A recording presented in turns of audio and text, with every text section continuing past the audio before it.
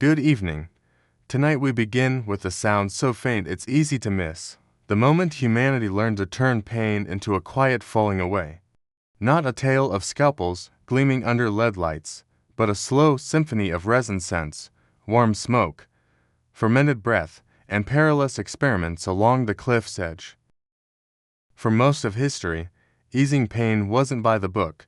It was a patchwork quilt, a cloudy cup of wine, a length of rope, a hurried prayer, a cloth steeped in something bitter and sharp. Laid on a table before reliable anesthesia, you feared not only steel on skin, you feared time stretching into an abyss. Survival was a primal talent. If this stirs your curiosity, tap like, subscribe, and tell me where you are listening from and what time it is there. Silence your notifications. Take a deep breath. Let's begin. Before modern chemistry named its molecules, pain relief was an art of smell and taste more than of the blade. Warm wine, bitter resins, leaves pounded to paste, a slow bead of opium creeping along a wound's edge. That knowledge traveled by river and sea, traded alongside salt and pottery.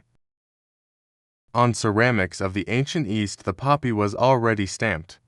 On Mesopotamian clay tablets, people wrote about a sap that both lulled and bound. But it wasn't only the Mediterranean.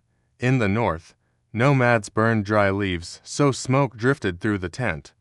In the mountains, willow bark steeped into a bitter tea to soothe joints.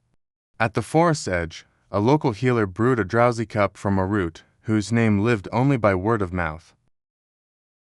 In India, surgical traditions written into books emphasized not just where to cut, but when, that precise instant, when drowsiness just barely veils the pain.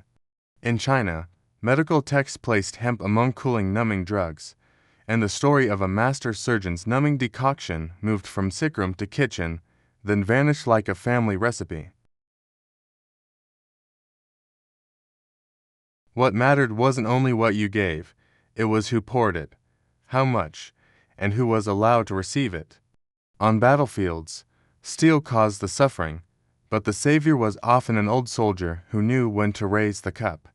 In cities, an apothecary needed glassware, charcoal, and patience to distill a liquid that could be similar without ever being the same twice. Everywhere, who received surgery depended on status as much as diagnosis. From Greco-Roman studies, the list of numbing sleeping plants moved through Islamic monasteries into great hospitals in Baghdad, Cairo, Cordoba. The soporific sponge cloth soaked in heady mixtures was set beneath a patient's nose, sometimes resin pressed to the gums. It passed through the hands of barber surgeons, crossed with peddlers' packs, and outlasted more than a few lectures in the hall. In France, Ambroise Père made fast less savage by tying vessels instead of searing them. Paracelsus brought the still to the clinic, giving the bottle the weight of the prayer. Then came a quiet turning point when people pulled active substances from sticky saps. A new crystal named for the god of dreams deepened the hope of standard doses and predictable effect. In return, that dream drew a long shadow of dependence. Pain relief was no longer only about flesh. It touched families, politics, and sea lanes of trade. But to enter deeper chambers of the body, surgeons needed something else, not a cup, but a breath. By the late 18th century, people hunted airs. One curious guess made those who inhaled it laugh themselves sideways at public demonstrations. Laughter came to the parlor before it reached the ward. The solemn frowned, but the public learned one thing: gases could change sensation. From there, anesthesia followed supply chains as much as scholarship. To numb by breath you needed flasks, bladders, and tubing. To brew, heat-proof glass. To dose, a person who could count seconds and keep tempo. The story belonged not just to the surgeon. It belonged to the glassblower, the distiller, the merchant, and the brave patient in a strange city. Then one autumn morning in 1846, In the smoke-darkened room, now called the Ether Dome in Boston, someone placed to a patient's face a small glass vessel and a sweet, pungent wet sponge. The gallery held its breath. No cries burst from the chest, only a scalpel moving at the speed of the human hand, no longer racing the pain. When the patient woke, people understood. This wasn't merely a performance. It was permission for surgeons to work like craftsmen, and for patients to cross the abyss without seeing its floor. But every mercy has its price. People argued over priority, over names, over who owned a vapor. Hospitals had to learn to keep the breath steady for the person on the table. And as the blade was finally allowed to linger, another enemy unseen and stubborn waited at the theater door: infection. It would take a long time for antiseptics and new habits to catch up with the gifts of anesthesia. Some objected. Wasn't pain, especially in childbirth, meaningful? Others answered, mercy needs no long defense. Then, when a reigning figure inhaled chloroform and spoke of calm, a certain moral thunder began to soften. Society accepted a simple truth: pain need not be the toll gate for every act of survival. After that, operating rooms changed their furniture. There were people who specialized in holding the mask, listening to breath in and out. Pharmacies with clear bottles and solvents. Docks stacked with glass crates. Lecture halls teaching how to tell a good sleep from too deep a sleep. And the surgical repertoire lengthened like the catalog of a new library. Looking back, the history of anesthesia is just a list of inventions. It's a map of trust. Trust that the maker mixed it right. Trust that the hand with the blade would stop at the right moment. Trust that the person beside you would bring you back. From pounded leaves to white crystals, from perfumed sponges to a glass inhaler, from parlor laughter to operating room silence, this is a migration of ethics, technique, and logistics. In the end, humanity didn't learn to erase pain from the world. We learned to go around it long enough to heal. And so tonight, whether you're hearing this in a bright kitchen, a quiet dorm, or on a night bus, tell me your city and the time there. Subscribe, so next week we can continue when sleep became a technology and how we turned a scream into a whisper safely. What follows is a tale of surgery without anesthesia, set in the warring states of ancient China. Please listen. HUA2, wine, and a blade, a crossbone, a night's chronicle amid tense smoke and clicking ghost stones. Cookfire smoke curled around the camp stakes, the smell of singed hay mixing with tan leather, horse sweat, and, from a corner of the encampment, the steel on steel of the smith. A brief shower had just passed, the ground still freckled with puddles that caught the torchlight. In that damp chill, the news ran like wind. General Guan Yu had taken a poisoned arrow to his left arm during a brief skirmish at the forest's edge. The arrow had long since been pulled, but the poison had sunk in. The general's arm blazed red. The flesh around the wound swelled and burned like coal. Anyone who had seen Guan Yuncheng swing the green dragon crescent blade knew this much. He would not allow some ordinary pain to shackle the arm that had carved bloody paths through 10,000 foes. But this pain was no ordinary one. It was a hidden fire, burning from skin to tendon, from tendon to bone. That night, a lamp was lit in Guan Yu's command tent. A go board had been laid out. White and black stones rested still, as if waiting for a siege in silence. Zhang Fei growled at the doorway, pacing restlessly, his nails faintly scraping the haft of his serpent spear. Zhao Zilong leaned against a post, his gaze as keen as autumn water. Ma Yang, the general's usual partner in Go, sat opposite, quietly setting the stones. Into that bowstring taut air stepped a man in plain cloth, face untroubled, carrying a small wooden chest. He wore no armor, no sword, only eyes bright and deep as an old well. Physician HUA2 has arrived, the attendant murmured. Hua set the chest upon a low table and looked at Guan Yu. The lamp cast the general's ink dark beard long across the wall. The left arm was corded with taut veins. The splints were stained the color of medicated wine. The smells of old blood, brewing alcohol, and torch oil blended into a heady perfume that might have made a stranger dizzy. The battle-hardened men only cleared their throats. "How does the general's pain run?" Hua asked, calmly, as if inquiring of a farmer about the harvest. "Nights are as hot as days. The wind blows, yet the arm writhes like fire. A touch is a hammer to the bone," Guan Yu replied, eyes still on the board. He lifted a black stone, turning it lightly between two fingers as if weighing a decision upon a blade's tip, then set it down. Hua drew nearer, undid the bandage, and examined the arm. The red halo followed the line of the sinew, swelling like a small hill, with a healed incision at its center. He pressed lightly. Guan Yu did not frown, he merely played another move, the clack of stone on wood crisp and dry. "The poison has reached the bone," Hua said, unhurried. "Only by scraping to the bone can we hope to bring the general's body to peace. The knife must go in, wine must be poured, the bone must hear steel before the poison bows and leaves." Zhao Zilong knit his brow. "Is there no draught to put the general to sleep? I have heard of herbs that make men insensible." Hua shook his head. "Some things cloud the mind, but when poison sits in the bone, stupor does more harm. Besides, sleep draughts cannot be trusted as one wishes. Tonight, wine is enough, wine to wash, wine to drink, wine to steady the heart against tremor." Zhang Fei snorted a laugh. "Wine we have by the jar. But a knife scraping to bone, ha, hear it, and the poison itself may flee in fright." Guan Yu now looked up, eyes like green lamps. "Master Hua," he said slowly, "do what must be done. I will not be bound nor blindfolded.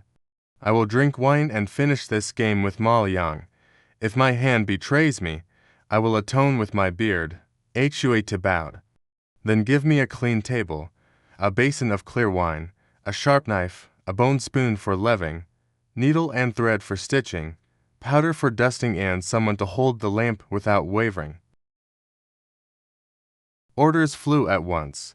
Attendants brought what was asked.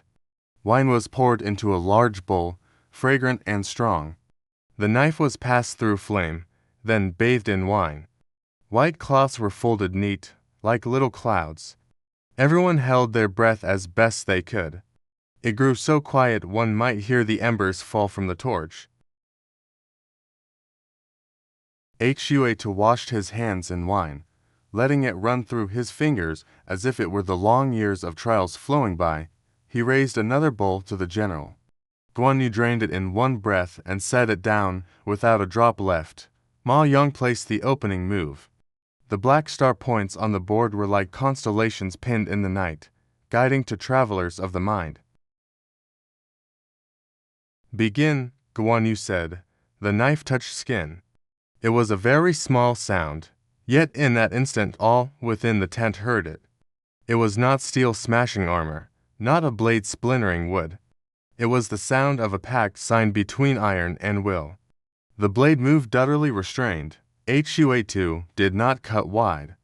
He followed the swollen tendon, opened a line just enough, a gateway into the poison's hiding place. Wine sluiced over, cold as a warning. Guan Yu did not look at his arm, he looked at the board.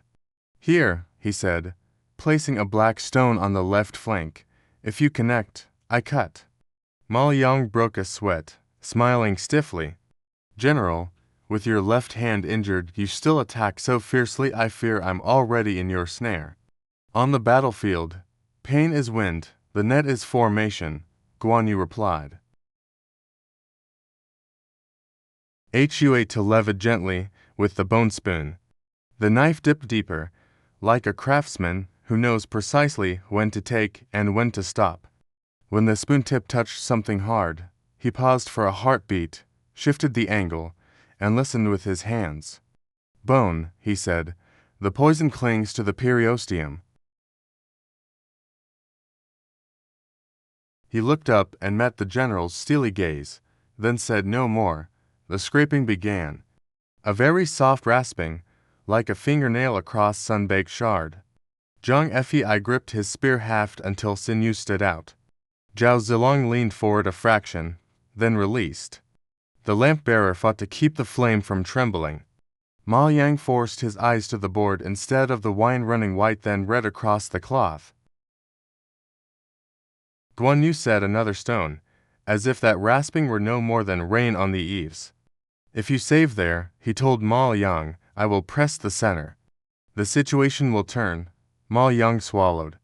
General, does it hurt? Guan Yu turned, his beard rippling like a small wave. It hurts as I recall the names of the ranks that have fallen, but I still have moves. Wine again. From time to time Hua tapped on a cool, scented powder to draw off the fluid. He worked quickly, yet never hastily precise in every stroke, like writing seal script where no stroke mere. In surgery, the most fearsome thing is not pain or blood. It is a trembling hand. Hua2's hand did not tremble. It held to a soundless tempo, like a distant bugle only a few can hear. After the umpteenth scrape, Guan Yu paused, eyes closed for a long breath. Sweat ran from his temples and gathered at the beard's edge. He opened his eyes and smiled a smile as thin as a blade. Bring me another bowl, he said. The wine came. He drank. The heat rolled from his throat down to his belly, then spread like a warm cloak in a rainy night. Setting the bowl down, he took a black stone steady and placed it on the central star. The tiger enters the heartland, he murmured. Ma Yang suddenly laughed, the sound light as burning paper. General, in pain, yet you spring a vicious shape both admirable and terrifying. Only then did Zhang Fei let his shoulders drop. Elder brother plays fiercer go, then he swings a blade. Go or blade both require knowing when to stop. Zhao Zilong said, eyes still following Hua2's hand. After a while, the scraping thinned and stilled. Hua2 rinsed the wound again with wine and studied the bone now clean of clinging filth. He drew a quiet breath, like a craftsman judging whether the planed wood was smooth enough. Then he dusted on the cool, fragrant powder. The scent spread, tempering the wine's heat. He stitched the needle went. The thread drew tight carefully, as if locking a door. Each stitch was a small promise. The poison would not be let back in. It is done, he said, lightly, like dropping a pebble at the water's edge. In the next few days, wash with wine, change the powder daily, lift nothing heavy, and do not give way to anger. Anger draws the blood and wakes whatever poison may remain. Zhang Fei clicked his tongue. Not get angry. Harder than fighting 10,000 men. Guan Yu made a sound between chuckle and sternness. He looked at the board, then at the freshly bound arm. The fierce heat was ebbing, replaced by a steady ache like a plan newly corrected. He set the final stone of the game and looked up. I concede, Ma Yang said of his own accord. The general did not use his left hand, suffered a knife to the bone, yet still shattered my hold on the center. Such skill I have yet to learn it.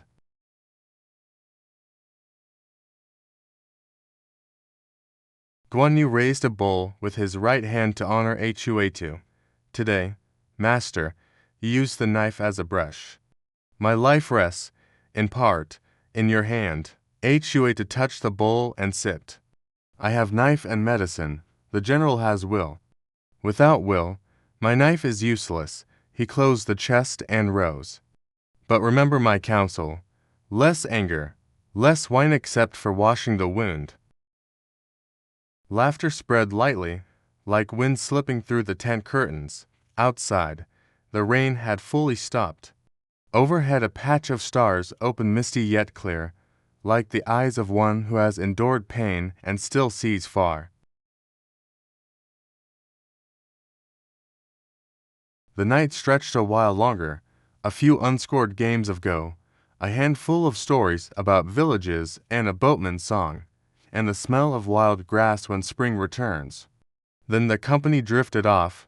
Only the small lamp in Guan Yu's tent kept burning. He sat alone, his right fingers touching the bandage. The pain lingered, but it had changed in kind, no longer a spreading fire, but embers holding warmth, a reminder. He recalled the sound of steel scraping bone, that smallest, frankest sound in a life. In it were discipline, trust, courage, and humility.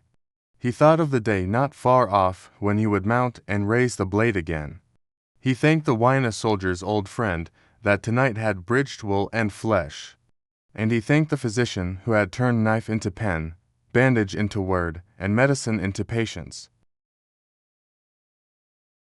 Outside, Zhao Zilong was changing the guard. He glanced at the thin strip of light beneath the tent flap and smiled. In the neighboring tent, Zhang Fei already snored like thunder, loud enough to send attendants scurrying with complaints. Ma Yang sat under the eaves, rolling a ghost stone between his fingers, turning over the long day just past. At dawn, when the sun poured over the ridge like molten gold, Guan Yu called for a basin of wine. With his own hands, he unwrapped the bandage and washed the wound as instructed. His reflection trembled in the basin, his long beard stirred in the breeze. The stitches lay in neat ranks like soldiers beneath a banner. He changed the powder and bound the arm again. Each motion exact and unhurried, as if teaching himself a quiet lesson. Strength is not always thunder. Sometimes it is the sound of a needle passing skin without a shake. Rumor of the bone-scraping night ran fast, faster than merchants' caravans and military dispatches. Some embroidered it. The general never so much as flinched. He laughed and joked and cast a killing shape on the board that made his opponent sweat. Others added, Hua-2's knife was so sharp it could cut a torch's glow without dimming the light. People like honey in their stories, but those who stood in the tent knew. The truth was both plainer and more wondrous. The wonder was not any miracle against nature. It was that humans kept faith with themselves against the animal cry to flee pain. A few weeks later, the general's arm cooled, the redness faded, and sinew and bone grew supple again. He gripped his blade and tested a stroke the wind split like falling bamboo leaves. In his eyes there was no triumph, only the calm of a man who has crossed a swaying bamboo bridge in the rain, wet yet at peace, tired yet still. By then, Hua had left the camp. On the road, the physician paused at a brook to wash knife and hands. The cold water slapped his skin, carrying away the lingering scent of wine. He watched the knife flash once in the sun and smiled. Somewhere to the south, there would likely be a farmer pinned beneath a rock needing bone levied free, a feverish child needing the heat drawn down, an old woman's swollen joints needing a work-tin balm. He would come, wooden chest in hand, no trumpet, no drum, only eyes bright and deep.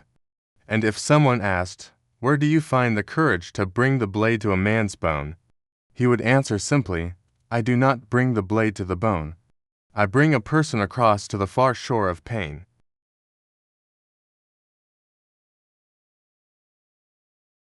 Strangely, this tale is not about bravery alone. It is about the invisible cords that bind people in a single moment, the cord of trust, of craft, of wine as an invitation to calm, of Go as a lesson in strategy at the boundary of flesh and bone. And, above all, the cord of discipline that drives doubt panic so the blade keeps true. The bowl of wine does not cloud the mind, and a smile does not turn into swagger. On the night Hua scraped bone for Guan Yu, the camp slept a little easier. Not because the enemy had retreated, but because each man learned something. Some pains cannot be dodged. They can only be passed through with steady hands, warm breath of wine, and a heart that does not shake. And once through, there is no shout, only a black stone laid at the center, a smile thin as a blade, and the words, "The tiger enters the heartland,"